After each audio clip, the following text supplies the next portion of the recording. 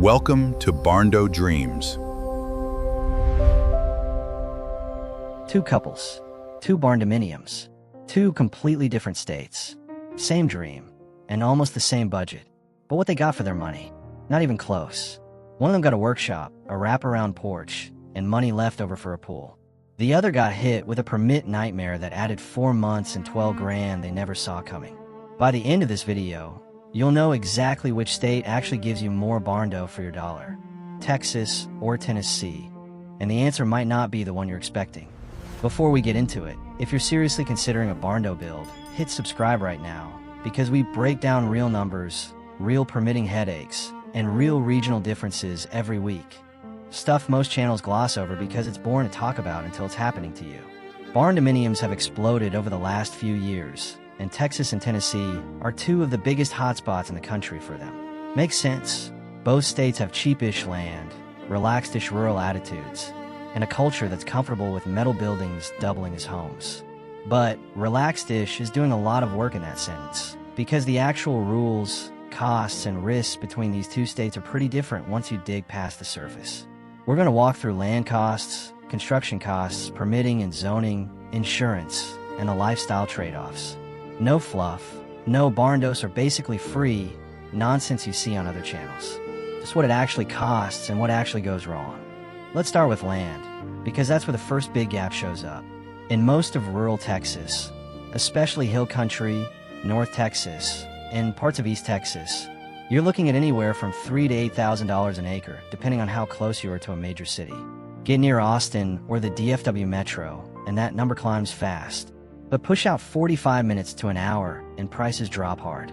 Tennessee land, especially in Middle Tennessee outside Nashville, tends to run higher per acre for comparable rural property. Often $5,000 to $10,000 an acre once you're within reasonable commuting distance of a city. East Tennessee, near the Smokies, can be even pricier because of tourism demand. If you go far enough into West Tennessee, prices come down, but you're trading distance for savings, same as in Texas.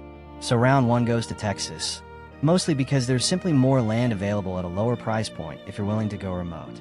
Now here's where things get interesting, because construction cost isn't just about labor and materials. It's about who's available to build and how strict the codes are. In Texas, Barndo construction averages somewhere between $120 and $180 per square foot for a finished build, depending on finish level. Labor is relatively easy to find because metal building contractors are everywhere. Texas has one of the highest concentrations of post-frame and metal building crews in the country. Tennessee construction costs run a bit higher, often $140 to $200 per square foot, partly because there are fewer specialized Barndo crews, especially the farther east you go toward the mountains. You may end up paying a premium just because contractors who actually know how to do a proper metal frame residential conversion are in higher demand relative to supply. That said, Tennessee's climate, more humidity, more freeze-thaw cycles in winter compared to most of Texas, means insulation and moisture barrier requirements tend to be a bit more involved, which adds to material costs regardless of who's building it. This is the part nobody wants to talk about, and it's the part that actually decides whether your build goes smoothly or becomes a nightmare.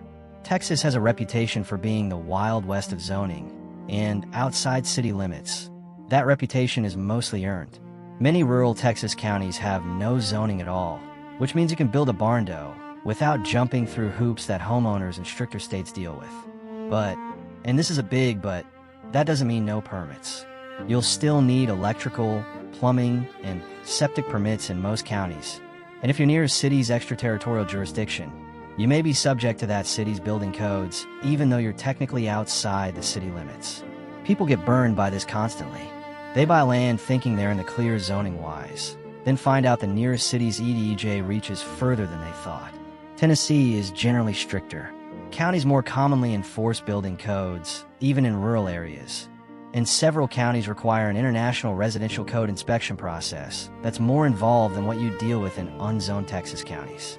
You'll also run into more counties that require engineered stamp plans for a residential conversion of a metal building, which adds both time and cost, sometimes a few $1,000s just for the engineering review, on top of the inspection fees. So if you want fewer obstacles and faster timelines, rural Texas generally wins. If you want more oversight that can actually protect you from sloppy build, Tennessee's stricter system has a real upside too. It's a trade-off, not a clean win for either side. Here's something almost nobody mentions. Insurance companies still don't always know what to do with a barndo. In both states, getting your home classified correctly as a residential structure rather than an agricultural or commercial building matters enormously for your insurance rate and your ability to get a mortgage at all. Texas insurers have had more years of practice with barndos because the trend started earlier and bigger there, so you'll generally find more carriers comfortable underwriting them. Tennessee's market is catching up, but you may have a smaller pool of insurers to choose from, especially in more rural counties, which can mean slightly higher premiums or more paperwork to prove the home meets residential code. Climate matters more for a metal building than people expect. Texas heat means you're investing heavily in insulation and ventilation to keep a metal structure from turning into an oven in July and August. Spray foam insulation is almost non-negotiable in most of the state if you want comfortable summers. Tennessee's more moderate four-season climate is gentler on a metal structure overall, but the humidity and occasional ice storms mean moisture management and proper flashing become the priority instead of pure heat management. Neither state lets you cut corners. They just make you pay attention to different problems. So which one wins? Honestly, it depends on what you're optimizing for. If your priority is lower land cost, fewer zoning obstacles, and faster build timelines, Texas comes out ahead in raw numbers. If your priority is a more temperate climate, a four-season experience, and you don't mind paying a bit more for stricter oversight that can catch problems before they become disasters, Tennessee earns its premium. What neither state gives you is a shortcut.